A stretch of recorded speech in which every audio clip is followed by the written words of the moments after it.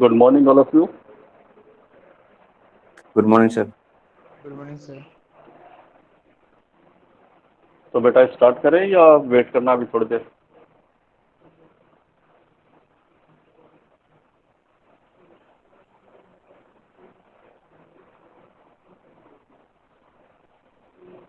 कुछ लोग और ज्वाइन कर रहे हैं।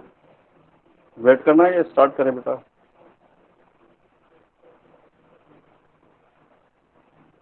तो 2 मिनट रुक लेते हैं बस। वॉइस तो क्लियर आ रही है ना? Yes, sir. क्लियर है। Yes, sir.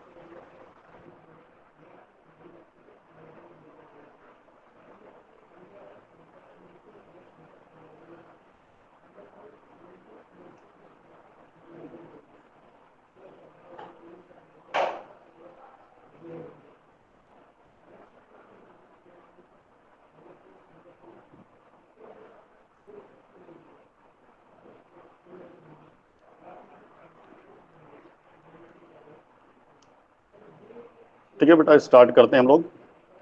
Discrete structure and theory of logic, ये आपका सब्जेक्ट है KCS 303। 100 मार्क्स का सब्जेक्ट है, यानी कि फुल यूनिट सब्जेक्ट है।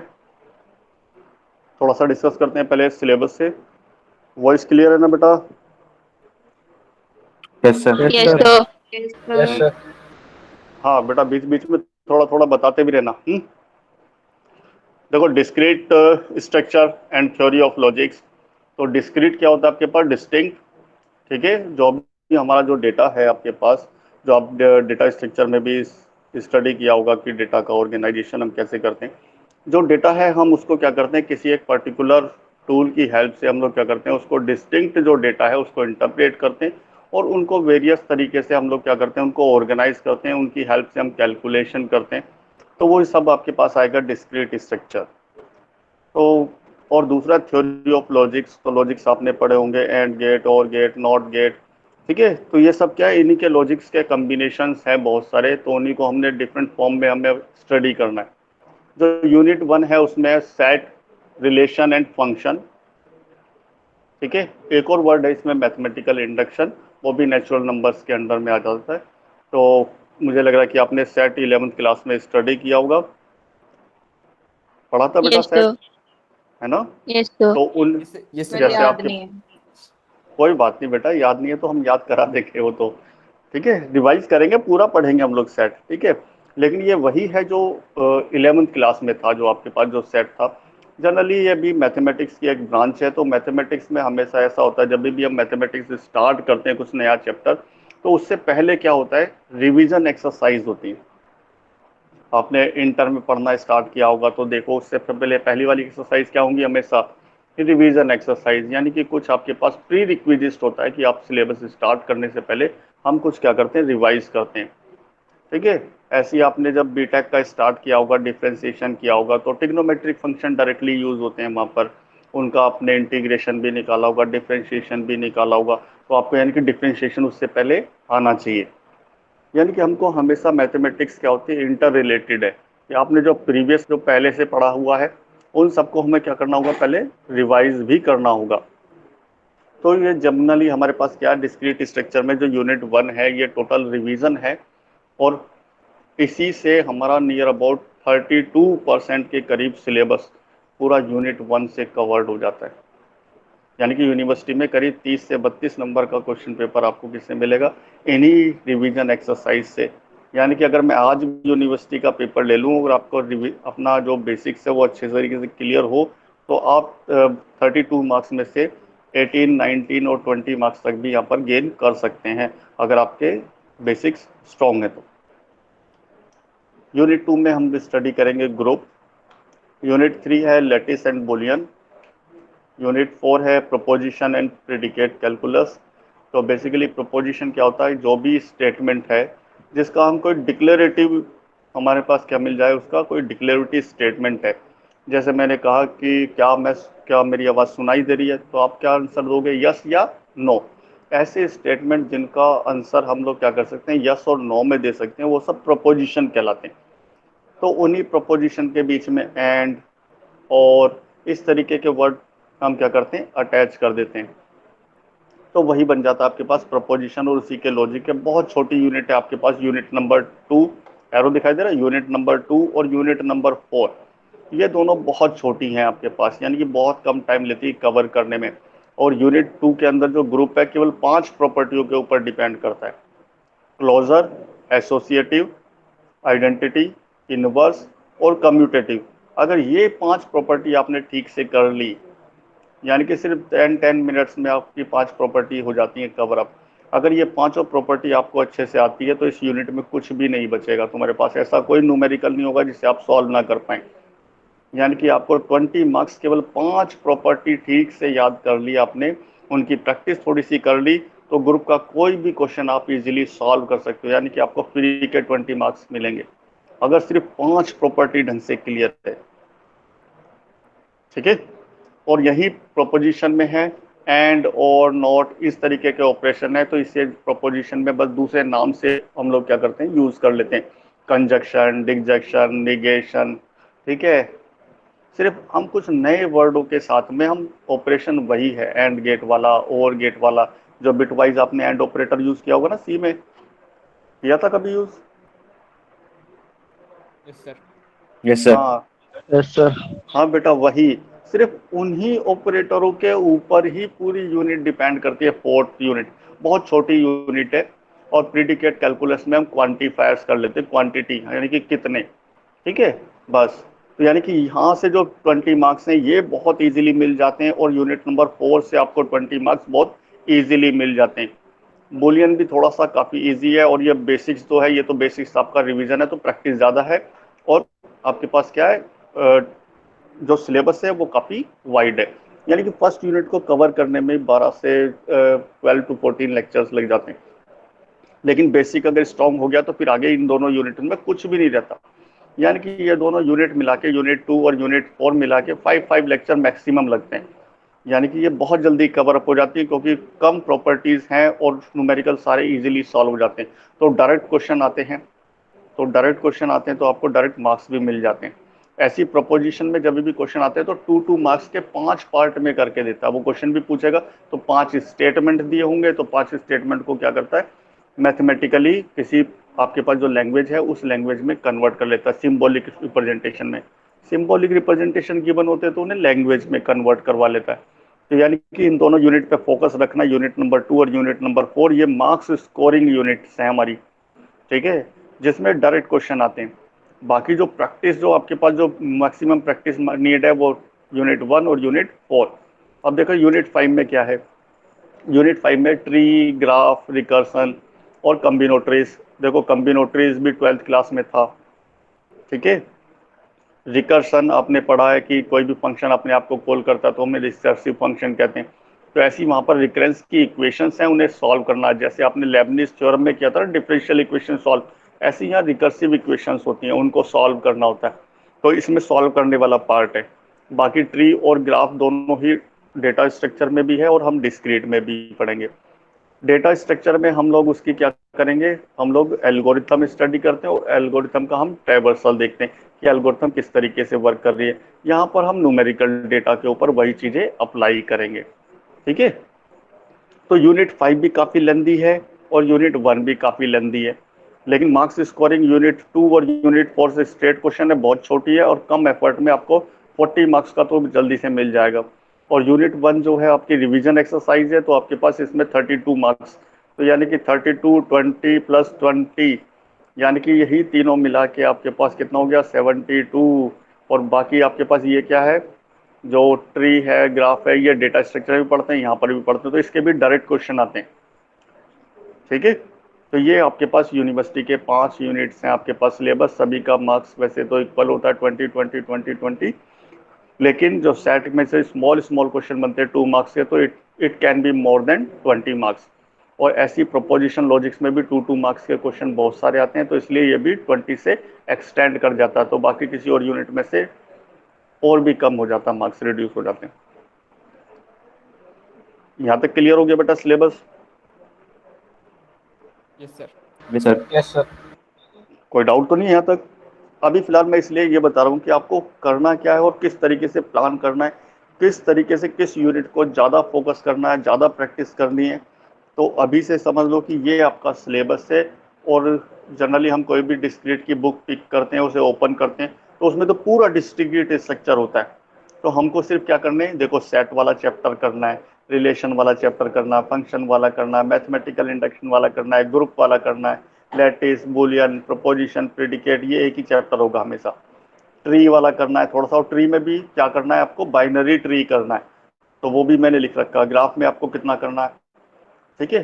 तो मैं आगे और एक्सप्लेन करता हूँ, यूनिट का पूरा एक्सपेंड करता हूँ सिलेबस को कि आपको कितना पढ़ना है, यानी कि बुक में से कितना प्रैक्टिस करना है। अगर मैं एक एक चैप्टर यूनिट की बात करूँ, तो ये यूनिट में क्या है, पूरी एक एक बुक भी अवेलेबल है मार्केट में, लेकिन आपको अपने यूपीटीयू में कितना आता है, एकेटीयू में कितना आता है, उतना तो कम से कम आपको वहाँ से पिक करना है।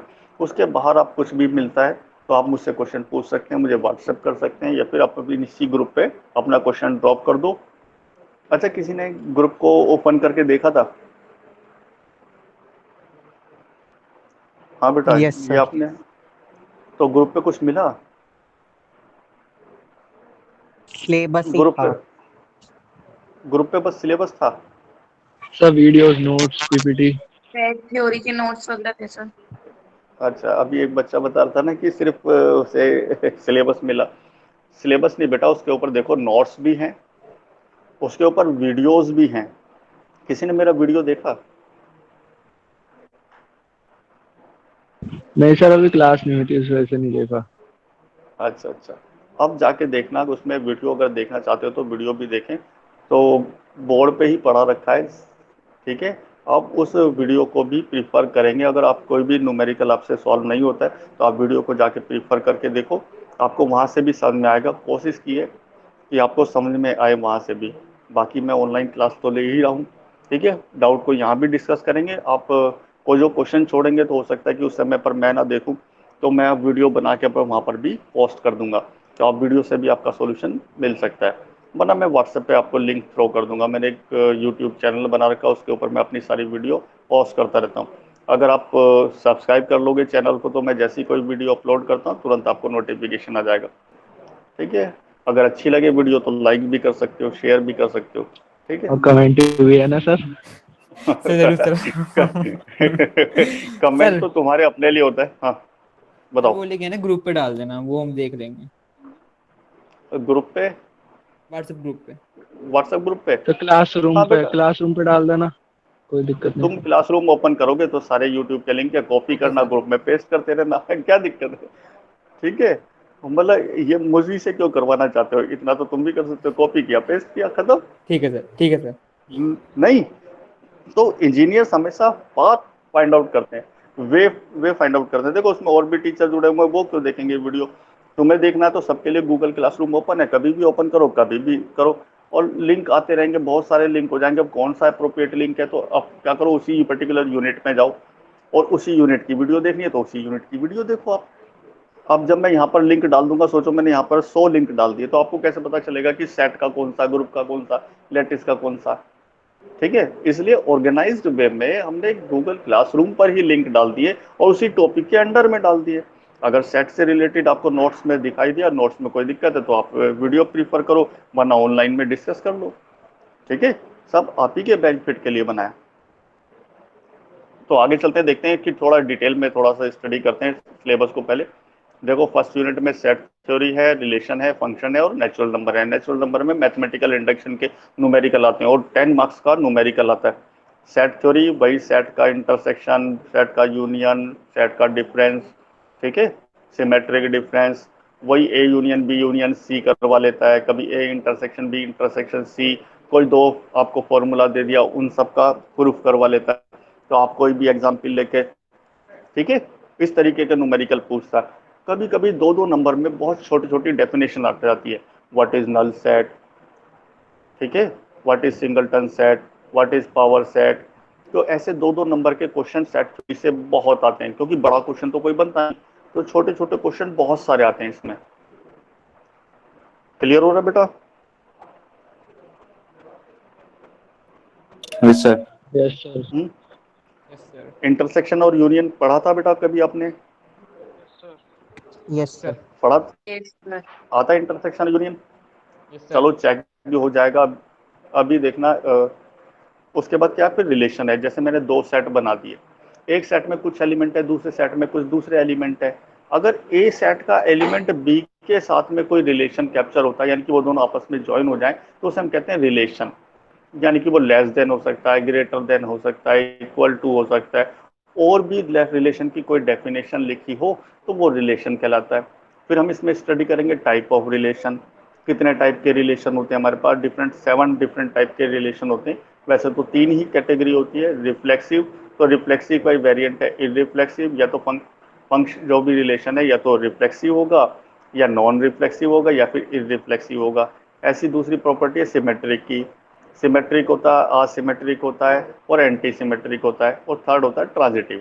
ये टोटल 7 डिफरेंट नेम आपको दिखाई देंगे रिलेशन में, और यही टाइप ऑफ रिलेशन और सातों की डेफिनेशन आपको एग्जैक्टली माइंड में रखनी है, क्योंकि रिलेशन से क्वेश्चन आता है। तो कुछ रिलेशन के ऊपर ऑपरेशन भी हो जाते हैं, वही यूनियन, इंटरसेक्शन। एक नया आता है कंपोजिशन, ठीक है, एक नया ऑपरेशन आता है कंपोजिशन।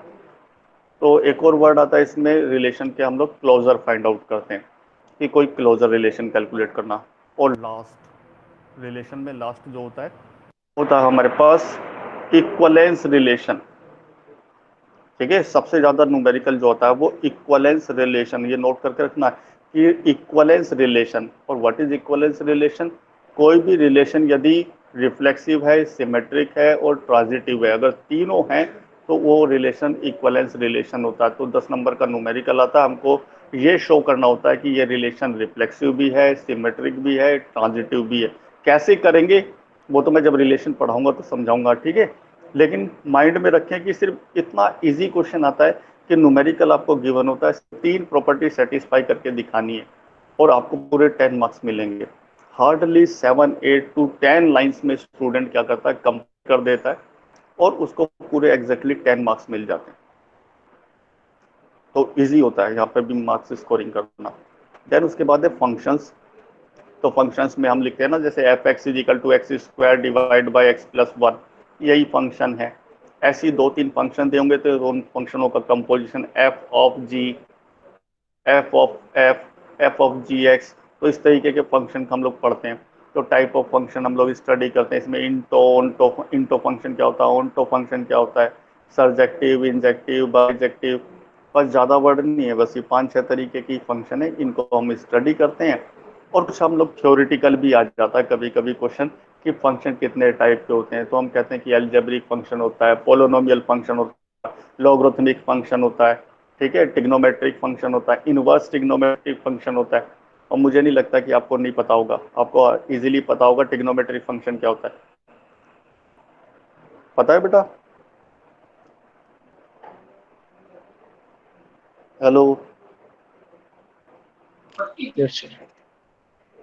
क्योंकि बेटा देखो जिसमें भी ट्रिग्नोमेट्रिक फंक्शन यूज कर लिए, साइन कोस टेन Yes, और sir. इनका तीनों का इनवर्स, ठीक है, कोसेक सेक और कोट, ठीक है, इन छह के छह में से कुछ भी यूज कर लिया तो वो ट्रिग्नोमेट्रिक फंक्शन है। इनवर्स वाला यूज कर लिया जैसे टेन इनवर्स एक्स, तो इनवर्स, लॉग का यूज कर लिया वैल्यू तो लॉगरिथमिक फंक्शन हो गया। बस तो ऐसी नाम पे बस थ्योरी थ्योरी में आता है तो एक एक एग्जांपल के साथ में फंक्शन की डेफिनेशन लिख देते हैं, रेशनल फंक्शन, इरेशनल फंक्शन, तो सब पढ़ाऊंगा मैं, ठीक है। तो यानी कि एक 10 नंबर का क्वेश्चन भी आया ऐसे, तो उसमें 10 टाइप के डिफरेंट टाइप के फंक्शन आपने डिफाइन कर दिए, 10 नंबर हो गया। थ्योरेटिकल में लिखना जिसमें भी फंक्शन में हमने लॉगरिथमिक यूज फंक्शन यूज कर लिया, लॉग का यूज कर लिया, वो लॉगरिथमिक फंक्शन होता है। फॉर एग्जाम्पल नीचे एक एग्जाम्पल लिख दिया, f x is equal to log bracket में एक्स प्लस वन या एक्स स्क्वायर, जो तुम्हारा मन किया लिख दिया, तो ये क्या हो गया, लॉगरिथमिक फंक्शन हो गया, एक्सपोनेंशियल फंक्शन, ठीक है। तो बहुत ईजी यूनिट है, लेकिन है बहुत सारे लॉजिक, ठीक है। नेचुरल नंबर में मैथमेटिकल इंडक्शन है, तो मैथमेटिकल इंडक्शन में तो क्या होगा, 1+2+3+4 दैट इक्वल टू क्या होता है, n, n plus one divide by two, तो प्रूव करना होता है LHS is equal to RHS। केवल 3 ही स्टेप होते हैं, पहले हम P1 डाल के देखते हैं, यानी कि उस फंक्शन में वन सब्सटीट्यूट करते हैं, हम देखते हैं LHS is equal to RHS है, या फिर 2 डाल के देख लेते हैं LHS is equal to RHS है। फिर हम लोग क्या करते हैं, हम एज्यूम कर लेते हैं कि ये P के लिए ट्रू है, तो हमें प्रूव करना होता है कि ये P+1 के लिए भी ट्रू होगा, ठीक है। बस 3 ही स्टेप में इंडक्शन कंप्लीट हो जाता है, तो बहुत इजीली न्यूमेरिकल आता है। तो जब भी आता है नेचुरल नंबर से मैथमेटिकल इंडक्शन का क्वेश्चन आता है तो 10 मार्क्स का क्वेश्चन आता है। तो 10 मार्क्स का क्वेश्चन कहाँ से आता है, मैथमेटिकल इंडक्शन से, रिलेशन से, फंक्शन से सम टाइम आ जाता है, वो भी पार्ट्स में आ जाता है, वरना रिलेशन पे बहुत ज़्यादा आता है और नेचुरल नंबर पे ज़्यादा आता है, तो इनकी हमें ज़्यादा प्रैक्टिस करनी। देखो ग्रुप में मैंने वही 5 प्रॉपर्टी बताई थी, इन्हीं 5 प्रॉपर्टी का खेल है, इससे पूरी यूनिट कवर हो जाती है। यूनिट 3 में लैटिस और बुलियन लॉजिक, लैटिस के लिए वही रिलेशन पे हम लोग क्या बनाते हैं, पार्शियल ऑर्डर्ड सेट बनाते हैं, कोसेट कहते हैं उसे। तो इसके लिए थोड़ा सा बेसिक हमें स्टडी करना पड़ता है, रिलेशन के ऊपर ही माउंट होता है। यहाँ पोसेट क्या होता है, RST, यानी कि रिफ्लेक्सिव हो, एंटीसिमेट्री और ट्रांजिटिव हो, जो हमने टाइप ऑफ रिलेशन पढ़े ना, तो वही सब हम यहाँ से बनाना सिखाएंगे फिर आपको। बुलियन लॉजिक और भी बहुत ईजी है। बुलियन लॉजिक कितने गेट हैं हमारे पास, 3 बेसिक गेट होते हैं, एंड, और, नॉट। 2 यूनिवर्सल गेट है, नैंड और नॉट। 2 स्पेशल गेट है हमारे पास, एक्सोर और एक्सनोर।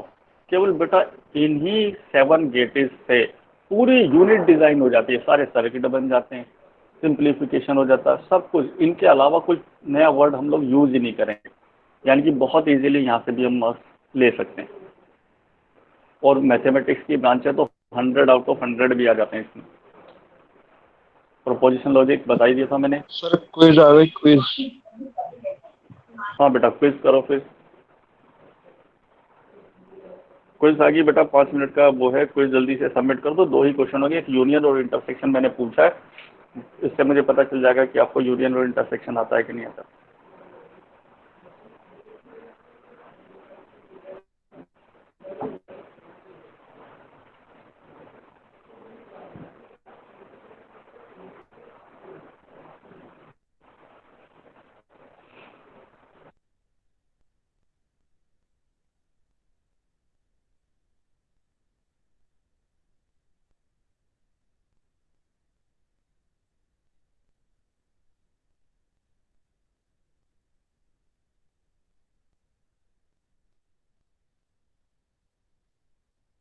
सर हो गई।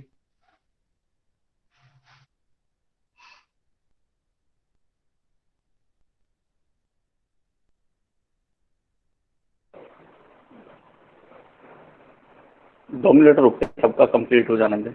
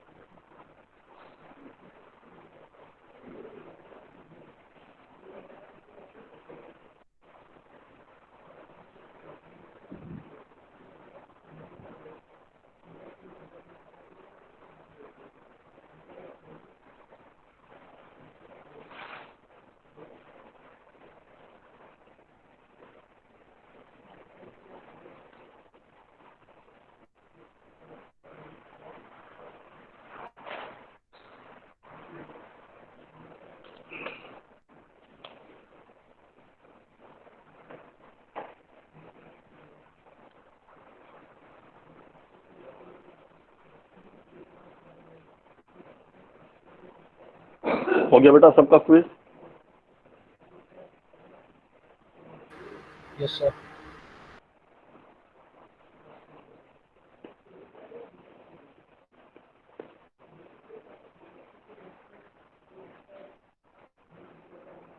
ठीक है, तो आगे स्टार्ट करते हैं। देखो जो यूनिवर्सिटी का सिलेबस है वो मैंने कॉपी पेस्ट पर, तो यूनिट 1 में set theory, relation, function, natural number, वही जो मैंने बताया था आपको, combination of set, multi set, order pair, group of some general identities, definition, ठीक है, वही सब है सिलेबस पांचों यूनिट का।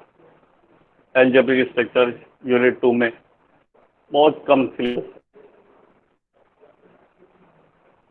लैटिस में भी डेफिनेशन है, प्रॉपर्टी ऑफ लैटिस है, बाउंडेड लैटिस, ठीक है, complimented lattice, modular lattice, complete lattice. Boolean algebra में भी थोड़ा सा ही है, बस वो जो मैंने बताया था ना आपको, 7 गेट से ही सब कुछ बन जाता है, लॉजिक गेट सब कुछ बन जाता है। तो काफ़ी इजी सिलेबस है, तो इजीली हो जाएगा कवर अप, ठीक है।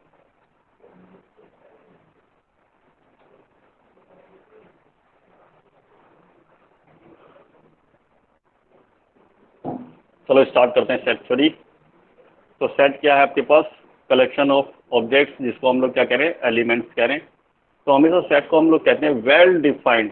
इस वेल डिफाइंड का भी कुछ मीनिंग है, जो वेल डिफाइंड लिखा ना, well defined, unordered, order of element does not matter, collection of distinct element.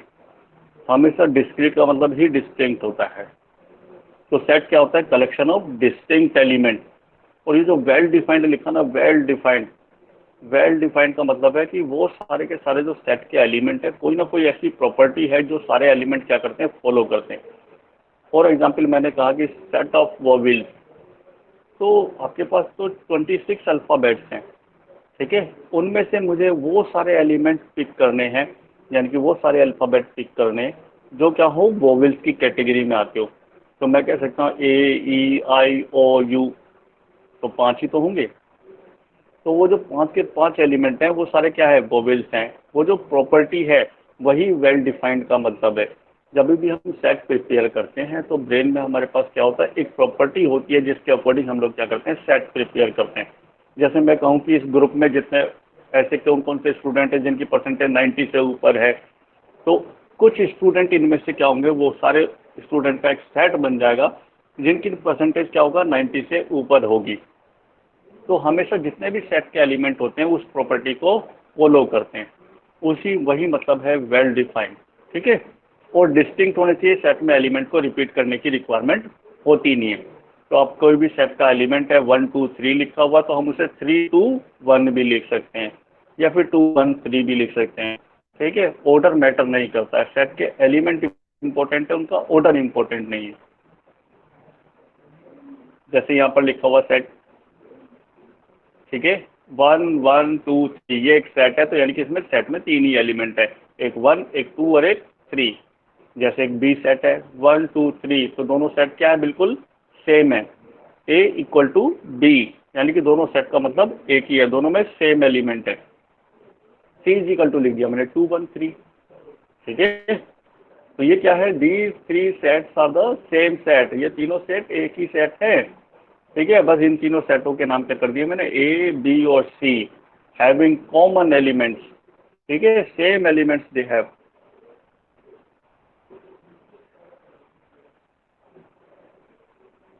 अब देखो बेटा, सेट थ्योरी अब डिस्क्रीट है, तो इसमें कुछ सिंबल का रिप्रेजेंटेशन है, हो सकता है कि ये सिंबल्स आपने पढ़े हो। इसे कहते हैं, देखो बोर्ड पे दिखाई दे रहा आपको, स्क्रीन पर देखो, ये दिखाई दे रहा बिलोंग्स टू, इसे कहते हैं हम लोग, जो एप्सिलॉन बना हुआ है इसे कहते हैं हम लोग बिलोंग्स टू। यहाँ पर हम इसे रीड करते हैं बिलोंग्स टू। जो भी स्मॉल लेटर्स में है उसे हम कहते हैं एलिमेंट या मेंबर, यानी कि जो भी सेट का एलिमेंट है उसे हम लोग यहाँ पर लिख सकते हैं। इसे लिखते हैं हम लोग ए, मैं इसे पढ़ता हूँ, A belongs to set A, यानी कि A is a element of set A, अगर ए सेट का एलिमेंट है। और इसे कहते हैं हम लोग A not belongs to A, A is not element of capital A, यानी कि सेट ए। जो भी सेट होगा उसको हम कैपिटल लेटर से रिप्रेजेंट करेंगे, जो भी एलिमेंट होगा हम उसे स्मॉल से रिप्रेजेंट करेंगे। इसे कहते हैं बिलोंग्स टू, इसे कहते हैं नॉट बिलोंग्स टू। हो सकता है ये सिंबल आपने पहले भी स्टडी करो, लेकिन हम लोग जो कोई भी डेफिनेशन आपको डिस्क्रीट में मिलेगी, ठीक है, वो सिंबॉलिक रिप्रेजेंटेशन में ही मिलेगी। और आप कॉमन भाषा में भी, अपने कॉमन लैंग्वेज में भी डेफिनेशन मिलेगी, लेकिन जो भी अपने सिंबॉलिक रिप्रेजेंटेशन में लिखा है उसको क्या करेंगे हम लोग, एक बॉक्स में क्लोज करके आएंगे यूनिवर्सिटी में, क्योंकि हमेशा जब भी डिस्क्रीट की कॉपियाँ चेक होती हैं, वो जो डब्बा आपने बना दिया ना फॉर्मूला सिंबॉलिक रिप्रेजेंटेशन में, उसके ऊपर ज़्यादा कंसंट्रेट होता है, उसको देख लेते हैं तो फिर लैंग्वेज पढ़ने की रिक्वायरमेंट नहीं होती, वो टिक करके तुरंत आपको मार्क्स दे देता है। ठीक है, क्लियर हुआ बेटा? सर। ठीक है, जैसे आपने पढ़ा था ना d = √b² - 4ac, आप जैसे d का फॉर्मूला लिखते हो तुरंत उससे समझ में आ जाता है कि हाँ उसको d का फॉर्मूला अच्छे से क्लियर है। देखो हम लोग ऐसे लिख सकते हैं a = a1 a2 an, तो a कंटेन a1 से लेके an तक सारे एलिमेंट कंटेन करता है। ठीक है, जो भी आप सेट की इक्वालिटी की बात करते हैं, देखो ये दो सेट मेरे पास लिखे हुए हैं, a = 9 2 7 and -3, b = लिखा हुआ 7 9 -3 and 2। क्या ये सेट इक्वल है? Yes sir. Yes sir. ठीक है, यस सर। गुड। तो यानी कि a = b है। Yes sir. ये दोनों सेट, यस सर ऐसी, पहले सुन तो लो क्वेश्चन में।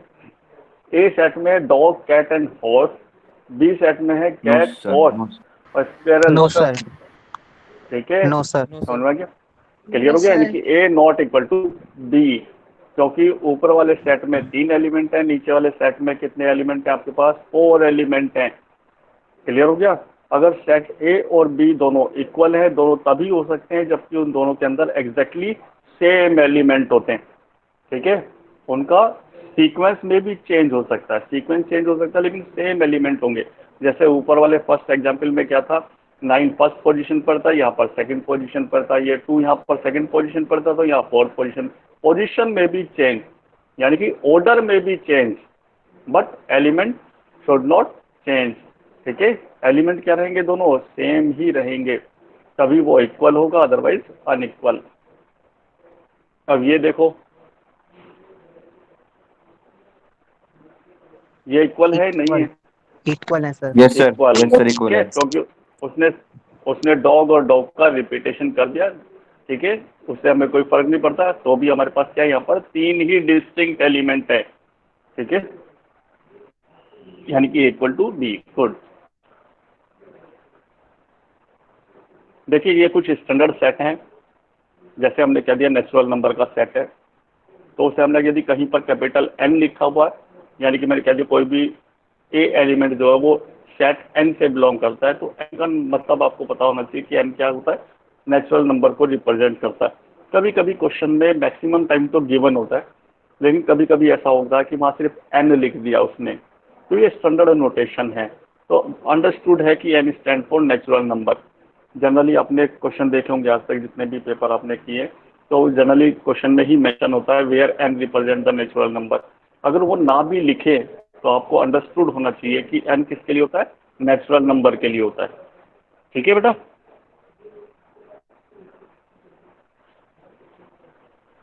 इंटीजर के लिए हम लोग Z यूज करेंगे। ठीक है, set of all integers either positive negative neutral. ठीक है, पॉजिटिव इंटीजर के देखो Z के ऊपर मैंने प्लस लगा दिया तो पॉजिटिव इंटीजर हो जाएगा, यानी कि सारे पॉजिटिव नंबर आएंगे। अगर नेगेटिव लगा दिया तो सारे नेगेटिव आएंगे। तो 0 ना तो पॉजिटिव होता है ना नेगेटिव होता है, तो ना तो Z प्लस में 0 आएगा ना ही Z नेगेटिव में 0 आएगा। केवल 0 कहाँ पर आएगा? Z में आएगा। क्लियर हो गया? Z is a integer but neither positive nor negative.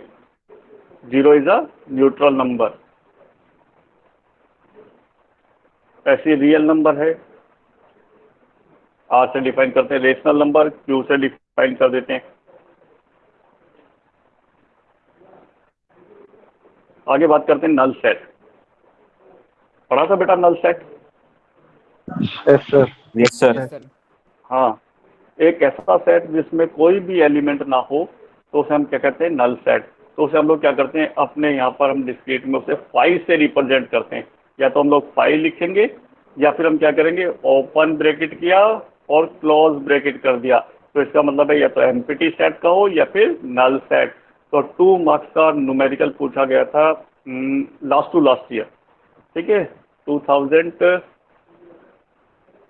कितना होगा 2000 जाके 18 में पूछा था क्वेश्चन, ठीक है। 2 मार्क्स का क्वेश्चन आया था व्हाट इज एम्प्टी सेट, ठीक है। केवल डेफिनेशन लिखनी थी, एक एग्जाम्पल देना था, काम करना। A set with no element is known as null set on it A is equal to 5, या फिर ये खत्म, 2 नंबर मिल गए, ठीक है। सेट से इससे छोटे छोटे न्यूमेरिकल पूछता। और व्हाट इज सिंगलटन सेट, एक ऐसा सेट जिसमें नंबर ऑफ एलिमेंट 1 हो यानी कि सिंगल हो, तो उसे सिंगलटन सेट कहते हैं। अब देखो बेटा इसका क्या मीनिंग हुआ, मैंने लिखा A is equal to bracket start का, बीच में क्या लिख दिया 5। कोई बताएगा इसका मीनिंग?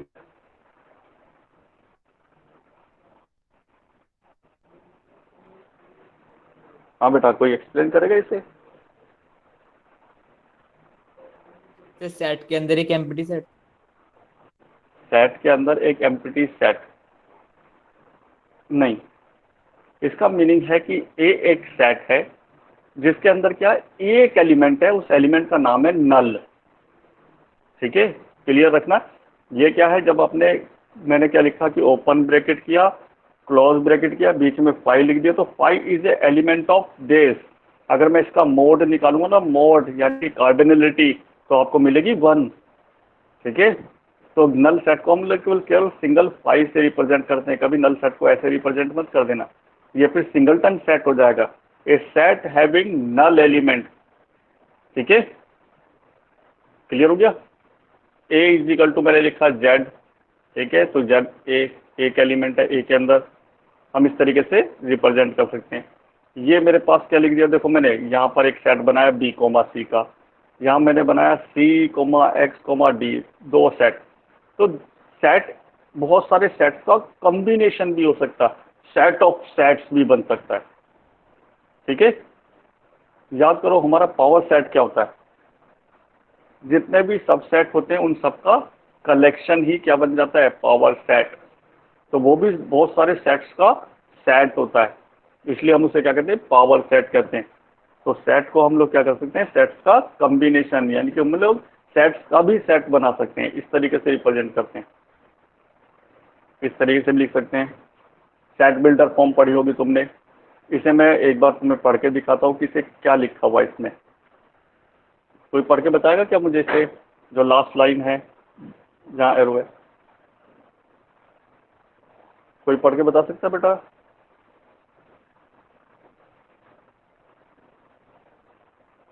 सर इसमें ये बोल रहा है कि जो हमारा x है वो नेचुरल नंबर से बिलोंग करता है और जो x की वैल्यू है वो लेस देन मतलब ग्रेटर देन 7 होनी चाहिए। वेरी गुड, वेरी गुड, सही, बिल्कुल सही है। तो इसे कहते हैं हम लोग सेट बिल्डर फॉर्म। तो देखो हम लोग वैसे भी लिख सकते हैं कि उसके सारे एलिमेंट जो है, सारे एलिमेंट हम इस तरीके से भी लिख सकते हैं, तो साथ में हम ऐसे भी लिख सकते हैं। इसमें लिखा हुआ है set A is equal to x, इस डंडे को कहते हैं हम लोग where x belongs to n, यानी कि एक्स कहाँ से बिलोंग कर रहा है, नेचुरल नंबर से, जैसा इसने बताया था, गुड। इस सिंबल को कहते हैं एंड, ठीक है, इसको कहते हैं हम लोग एंड। और एक्स क्या कर रहा है, ग्रेटर है किससे, 7 से, तो वो सारे नेचुरल नंबर जो एक्स से ग्रेटर है वो सबका सेट है, ठीक है। तो इसे कहते हैं सेट बिल्डर नोटेशन। ये भी 11th क्लास का ही टॉपिक था, वहीं सेट में भी सिखाया था। तो आपको या तो इस फॉर्म में मिलेगा लिखा हुआ क्वेश्चन, या फिर इस पर्टिकुलर फॉर्म में लिखा हुआ मिलेगा। तो 2 टाइप के सेट और बन जाते हैं हमारे पास, एक ऐसा सेट जिसके एलिमेंट को हम काउंट कर सकते हैं, और एक ऐसा सेट जिसके एलिमेंट को हम काउंट ही नहीं कर सकते। जैसे देखो 8 है, 9 है, 10 है, 11 है, और इसी तरीके से उसने डॉट डॉट डॉट लगा दिया, तो यानी कि इसमें इनफाइनाइट नंबर ऑफ एलिमेंट होंगे, तो हम इससे क्या कह देते हैं, इनफाइनाइट सेट। जिसको हम काउंट कर लेते तो उस सेट को हम लोग क्या कह देते हैं, काउंटेबल सेट या फिर फाइनाइट सेट। जिसको हम काउंट नहीं कर सकते, अनकाउंटेबल सेट या फिर इनफाइनाइट सेट। तो 2 नई डेफिनेशन बन गई। तो इस तरीके से 2 नंबर में क्वेश्चन पूछ सकता है, what is finite set and infinite set.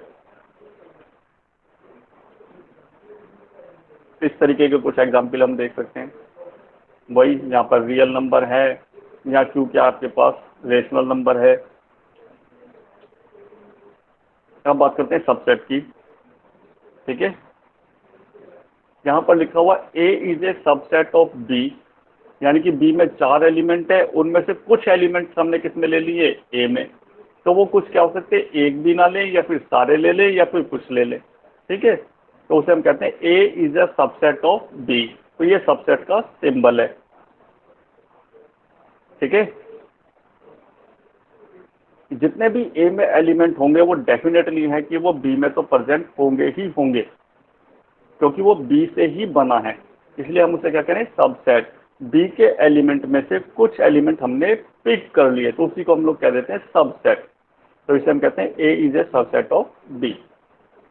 जैसे देखो यहाँ मैंने क्या किया, देखो बी आपके पास क्या है, 5 है, 9 है, 1 है और 3 है।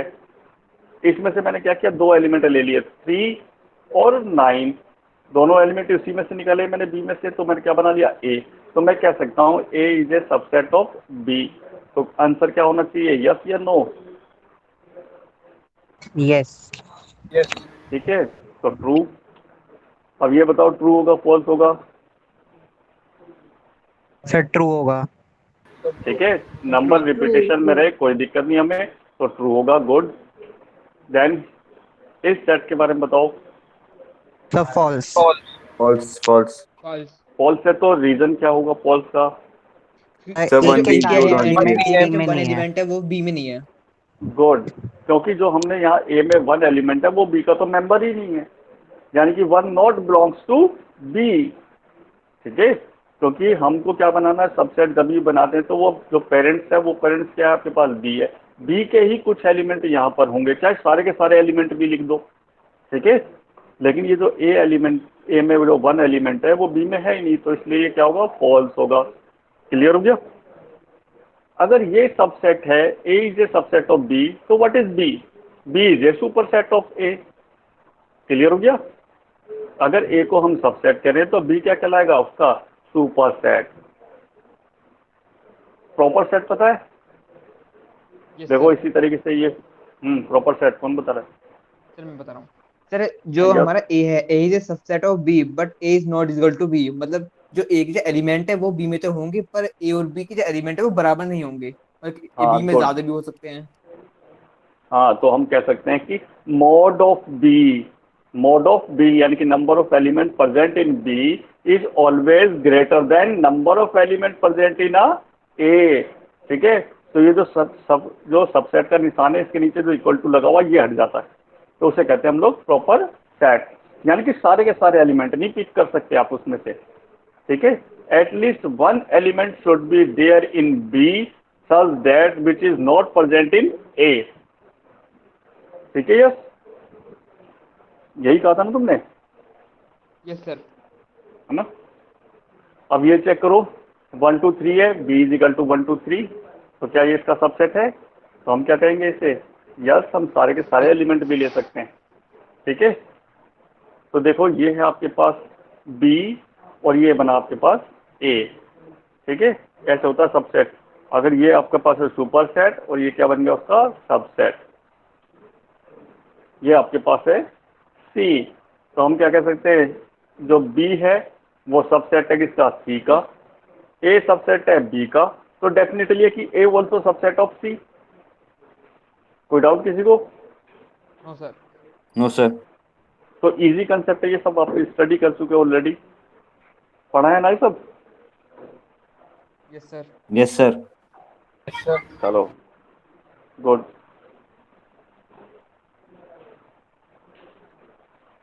देखो अब मैंने लिखा एक और स्टेटमेंट लिखा, five is a subset of ए।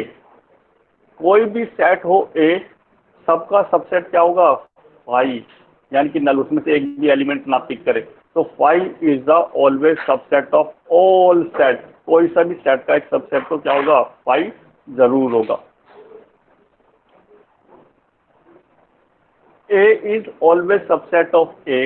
अगर मेरा सेट ए है 1 2 3 और उसी सेट के तीनों एलिमेंट ले लिए, तो A is always subset of set A.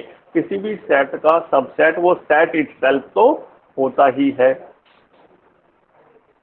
Cardinality of set यानी कि कितने डिस्टिंक्ट एलिमेंट प्रेजेंट हैं आपके सेट में, उन सबका नंबर्स काउंट करना में।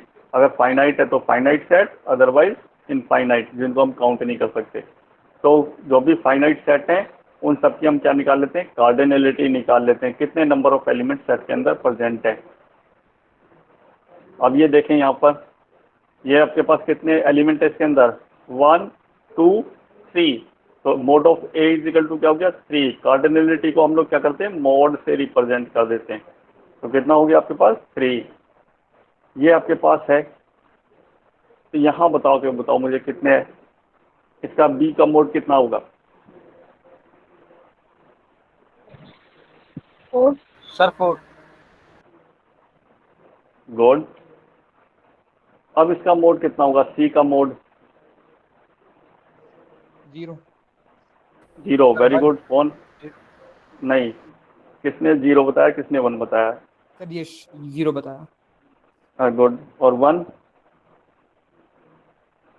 सर 1 मैंने कोई बात नहीं। देखो 5 का मतलब बताया हमने नल सेट, यानी कि no element, it means mod of C is equal to होगा आपके पास 0। ठीक है, इसकी बात करते हैं हम लोग। डी इज इक्वल टू, अब की बार किसमें लिखा है, सेट बिल्डर फॉर्म में लिखा है, x belongs to natural number. Okay, किससे बिलोंग कर रहा है, नेचुरल नंबर से। Where x less than equal to कितना है, 7000। तो कितने सर नंबर होंगे इसमें, 7000 ही होंगे। सर 7000 ही होंगे। हाँ जी। Very good. अगर नेचुरल नंबर, कुछ बुक में क्या होता है कि नेचुरल 0 को भी नेचुरल नंबर मान लेते हैं। अगर 0 को भी नेचुरल नंबर मानोगे तो 7001 आएगा।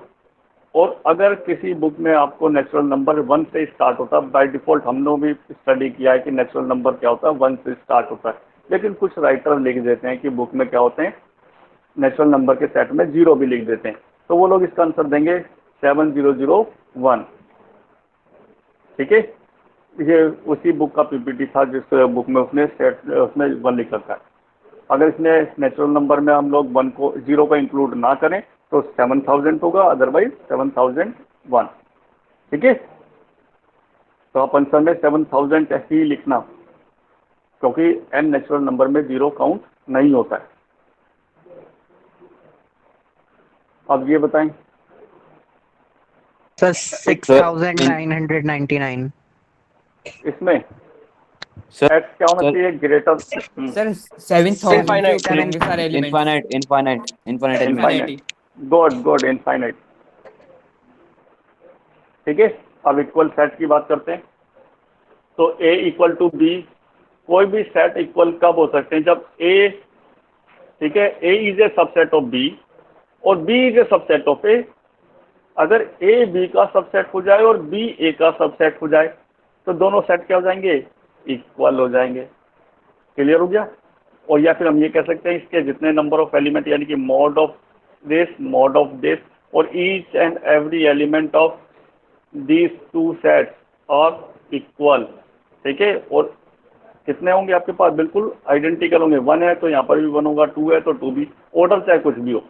जो एलिमेंट ए में है वही एलिमेंट किस में होंगे, बी में होंगे, तो उनको हम लोग इक्वल सेट कर सकते हैं। लेकिन जब हम कंप्यूटर से कोई प्रोग्राम बनाते तो हमको नहीं पता होता हमने क्या डेटा डाला। हमारे पास दो टेबल में डेटा पड़ा हुआ है, एक इधर पड़ा हुआ है, एक इधर है। आपके पास 2 रिपोजिटरी है, उनके ऊपर डेटा पड़ा हुआ है, दोनों आइडेंटिकल है, कैसे पता लगेगा। ठीक है, समझ में आ रहा है।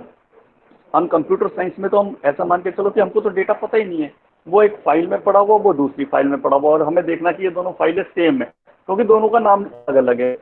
ऐसे ही होता ना, जब तक आप दोनों इन्फॉर्मेशन को ओपन नहीं कर लेंगे। आप सोचो कि इन्फॉर्मेशन है 1000 पेज की, तो दोनों में 1000 पेज है। अब एक एक वर्ड थोड़ी ना चेक करोगे कि दोनों आइडेंटिकल है, तो कोई ना कोई फॉर्मूला लगाएंगे ना हम लोग।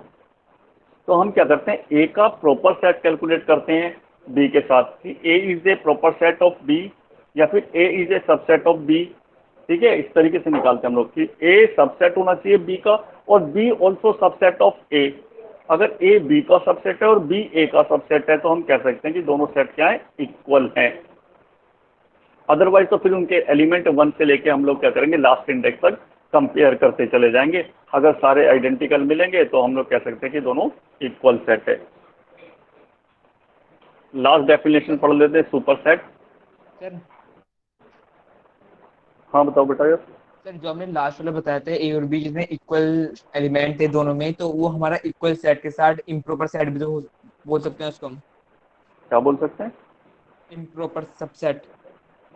प्रॉपर सबसेट नहीं। प्रॉपर सेट में क्या होता है बेटा, प्रॉपर सेट में क्या होता है कि जो आपका जो सुपर सेट होता है उसमें एक एलिमेंट कम से कम होता है। जब प्रॉपर सेट में इक्वल टू नहीं आता ना, इक्वल टू हट जाता है। अगर मैं कहता हूँ A is a proper set of B, तो बी में नंबर ऑफ एलिमेंट ज्यादा होंगे और ए में नंबर ऑफ एलिमेंट क्या होंगे, कम होंगे। सर मैं इम्प्रॉपर की बात कर रहा हूँ, इम्प्रॉपर सबसेट। हाँ, इम्प्रॉपर में इम्प्रॉपर सर का इक्वल ही मतलब ही होते हैं। सबसेट, इम्प्रॉपर को ही सबसेट ही तो कह रहे हैं। फिर सबसेट में तो सब कुछ आ जाता ना। इम्प्रॉपर यानी कि जो प्रॉपर नहीं है, प्रॉपर नहीं है तो फिर क्या है, सबसेट।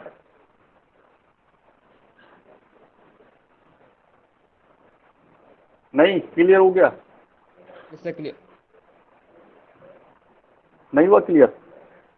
सर, हो गया हो गया। देखो आप कह रहे हैं कि इम्प्रॉपर कह रहे हो, यानी कि प्रॉपर नहीं है, प्रॉपर नहीं है तो फिर क्या है, सबसेट है। Yes sir. ठीक है। अब सुपर सेट में मैंने बताया कि ये मेरे पास ए है, ये मेरे पास क्या है, बी है, और ए कहाँ से बना है, बी से ही बना है। तो अगर ए को हम सबसेट कहते हैं तो बी को हम क्या कह सकते हैं, सुपर सेट कह सकते हैं। ठीक है। और बाकी हम इसी स्लाइड से हम आगे स्टार्ट करेंगे नेक्स्ट लेक्चर में। शायद फ्राइडे में है तुम लोगों का 10 पे। ठीक है। अब गूगल क्लासरूम पे जाना अपने, और वहाँ पर जो वीडियो का लिंक दिया हुआ है, जो आपको दिया हुआ गूगल क्लासरूम का लिंक दिया हुआ नीचे, ठीक है, गूगल मीट का लिंक वहीं पर आ जाता है। मैं दिखा देता हूँ आपको।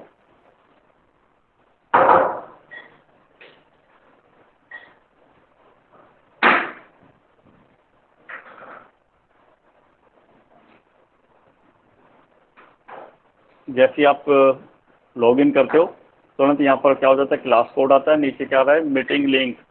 तो आप इसी लिंक पर क्लिक करेंगे तो ऑटोमेटिकली 10 बजे आप ज्वाइन हो जाओगे। ठीक है। तो व्हाट्सएप पे बार बार लिंक भेजने की जरूरत नहीं, एक ही लिंक से आपकी क्लास क्या होगी, टोटल जितने भी वीडियो लेक्चर्स होंगे, जितना भी सब कुछ होगा, वो सब इसी के ऊपर हो जाएगा। ठीक है।